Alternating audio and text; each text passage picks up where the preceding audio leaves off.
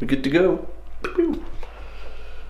So how's it going, everyone? So I just got back from my tutorial with Joe and Carl. Went really well. We got loads of ideas down. Well, so basically, like with the tutorial, the way we did it this time around was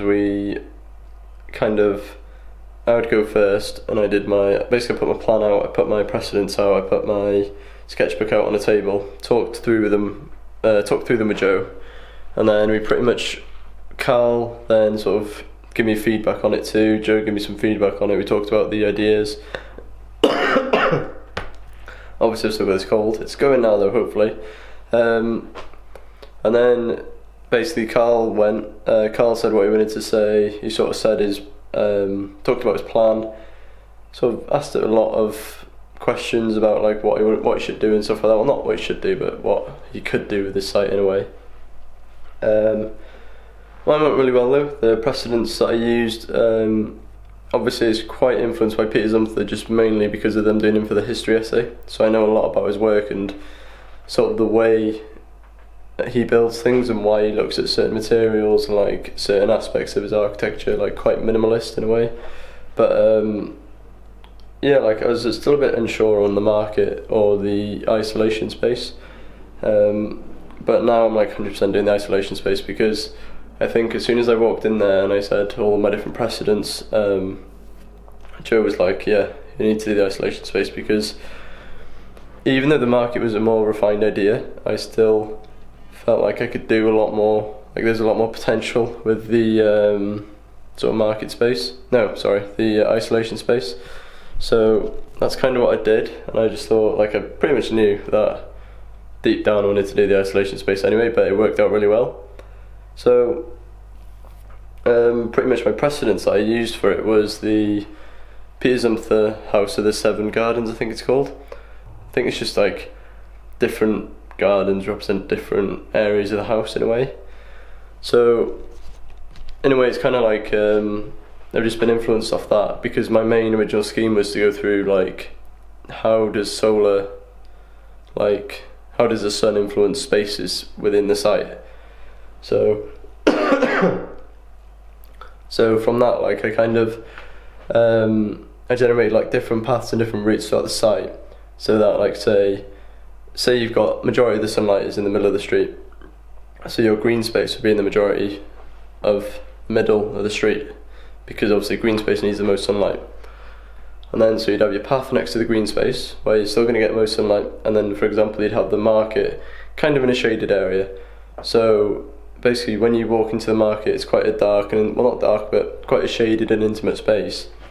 You get your food and then you kind of walk out along this path, gradually getting into the sunlight, and then you're in this sort of vast open space full of greenery and everything, and sitting down in the sunlight. But obviously this can lead to problems with it being either overexposed or kind of like too open, and you might lose that bit of intimacy that you had at the market. But at the same time you can say it's a relationship between an intimate space with an extroverted space in a way. So it makes quite a nice contrast between the two. Like I'm pretty sure I've made my urban design like out of 5 things, like 5 words, because I think my biggest problem with architecture that I do is I put too many ideas down on paper, and then I try and like fit them all into one thing at once. Basically write down all my ideas on a piece of paper, and then I try and fit as many ideas as I can into one piece of architecture. And that's sort of like the biggest problem that I have with it, where sometimes there's too many ideas and it's like you're doing like 10 things mediocre, but you could be doing 3 things really good. So like my main fundamental for this project was to just do like 5 ideas, or like say 3 main ideas, and do it so that like literally it's just I focus on them ideas and I make them really refined and really like try and push the narrative in a way. And that's worked out quite well. Like, I mean, all the stuff I said today all lines up with each other. I'm not going to tell you guys what it is just yet, but I want to like, kind of develop it a bit more first. So like today, pretty much after my tutorial, I went to the library, printed off an A1 sheet with a 1:100 scale plan and a 1 to 200 scale plan. And so basically I'm going to be doing massing on both plans.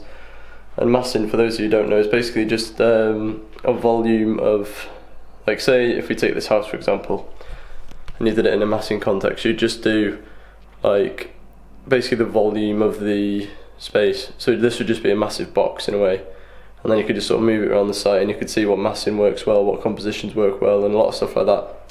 And so quite a lot of good compositions come from massing, because obviously you can understand the space a lot more and how sunlight works within it, how people walk through it, how they move through it, how it all sort of functions, interacts with each other.